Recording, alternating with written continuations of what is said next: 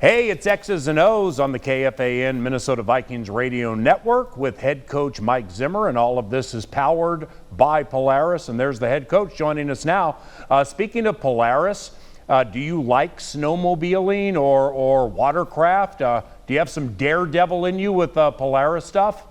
I actually have 3 Polaris vehicles. I've got a Ranger, I've got a 4-wheeler, and a snowmobile. Holy cow. Now, from March until you got back here during the quarantine, I know you and your son Adam built a golf hole, but like in northern Kentucky, does it snow? Can you go snowmobiling? Like, what'd you do? Not much snow. It doesn't stay on the ground long enough there. Hey, Mike, Eric Kendricks, in my opinion, is the best coverage linebacker in the NFL. What led to his improvement at being so good at that? Well, I think he sees things really quick. He anticipates the route combinations that he's going to get. And then they've done a good job of teaching him all the different intricacies of being a Mike linebacker. X's and O's, by the way, is presented by U.S. Bank, honoring the Vikings' 60 greatest fans this season. Now, in the Green Bay game, it seemed from afar, lots of completions by the Packers outside the numbers. Is that an indicator that teams might go after inexperienced corners? Well, yeah, I think that's part of it. I could have helped him out a little bit more. There was, once they got up a little bit as far as the, I think they're up by 10 points there right around the halftime. And so we started to kind of load up on everything. And, he hit us, and I've been thinking about this, Paul, the only way you give up 43 points is you give up a bomb on 1st and 20. You give up a bomb with 26 seconds left in the end of the first half. We jumped a route and threw one over the top of us later on, but you give up big plays like that, and so that'll be a big point of emphasis for us this week is to get the players to understand that 1st and 20 is not a situation where you want to be quite as aggressive, or with 26 seconds left in the half, and then making sure we get in the right position on some of these other plays. That 2-point conversion game obviously was very good for you guys. Have you considered at all using more 2-point conversions and fewer extra points? Well, it really depends on the game situation. Usually you kind of wait to the second half to see where you're at, but we may throw some in there. How did Cameron Dantzler, the rookie corner, how did he come out of the game? He had some really good plays. He gave up a quick out, about a 7-yard completion, and he gave up a dig that he was all over Adams on, but he didn't get the ball out. Other than that, and then obviously the 26-second one right before the half. So he's got room to improve, understanding the situation a lot better, but there was a lot of good things that he did. Well, when I ask how did he come out of the game, was he super down? Did you have to pump him up a little, or does he realize, A, you got 15 more, and B, it's a long career?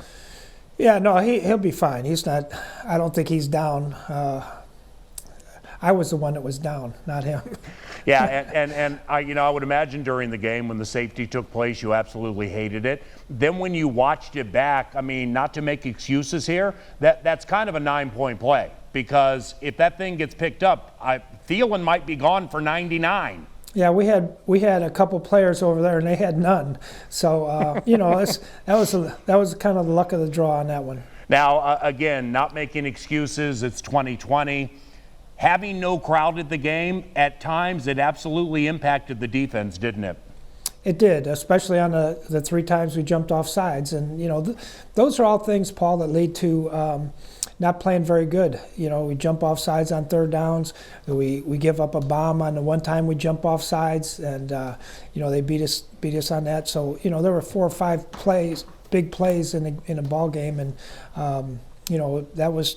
We just weren't in the right position on those. Now, despite some obvious blemishes by the quarterback, overall, how did Cousins play?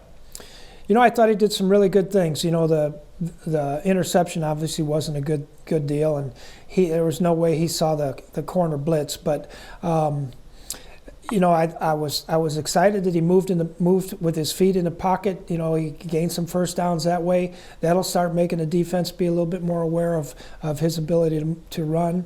And so overall, he did well. And a quarterback or Cousins running and getting like a 16 and a 13, when you watch him run, with all due respect, it's not the most natural thing I've ever seen in the history of the NFL, but it's effective when he does that, right?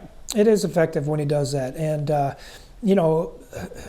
some of the coverages you get when they're doubling Adam and doubling Kyle, there's room to run the football with the quarterback if we can get him to continue to do that. Now with the Indianapolis Colts, Xavier Rhodes, your former corner, how did he look in the first game? Yeah, I think he did well. Xavier, I believe he had one penalty, but he's a tough physical kid that's going to come in, and I'm sure he'll be excited to play this week. In the brief amount of Colts film or game from Jacksonville I've watched, do they screen a ton? I mean, is this a screen team because they have a quarterback who's immobile? Yeah, and I do think it had a little bit to do with some of the coverages that Jacksonville was playing. So, but they do like the screens. Rivers gets the ball out quick a lot of times. They've got a really good offensive line and excellent speed at receiver and running back. What overall led to their loss at Jacksonville? Well, they had a couple turnovers, which caused, they threw an interception with 4 minutes left in the game, and I think that kind of turned the tide on everything. Now the Colts, I think, are going to have 2,500 fans at this game. 2,500 fans, good for them and those who get to go, but that shouldn't impact the game a ton, right? I wouldn't think so, but you never know. I'm sure both teams will be using hard counts again, and so we'll just have to adjust and adapt to it. Mike Zimmer, X's and O's with the head coach, presented by U.S. Bank, honoring the Vikings' 60 greatest fans this season. A couple of quickies to close here. Now, home game done, you go on the road for the first time. Road protocol, not to have you get too deeply into what you guys have to do. Can you even leave the hotel?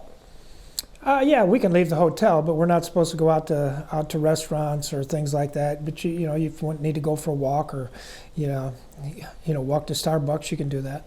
Anything new with Danielle Hunter? Any positive news coming around the corner? He seems to be doing well. Every time I talk to him, he says he feels good, and so hopefully we get him back after the next week. Now the Colts offensive line, we hear a lot about that guard Quentin Nelson, left to right. You've seen everything for a million years. Is this legitimately one of the best offensive lines in the NFL? Yeah, it may be the best. The center Kelly's a good player. Both big, tall, long tackles. Costanzo's played for a long time. So they got big size outside, and they do a good job with the protections. And obviously, Nelson might be the best guard in the league. Now, lastly, back to the Green Bay game for a second. Yannick Ngakoue has played the Colts 8 times, 6.5 sacks, had a couple of forced fumbles last year. With Ngakoue in that first game of the season, was it all just a whirlwind for him? New colors, no fans, new scheme, new friends, new players and stuff. So he got that one. Should be better this time, right? Yeah, I think it will be. He was learning on the fly on a lot of things, and things happened a lot during the course of the ball game. So, but he did get some good rushes in there. We just didn't get the quarterback on the ground. So we got a lot of work to do, and not with just him, but with everybody. All right, Coach. Better luck this week. Thank you very much. All right, Paul. See you later.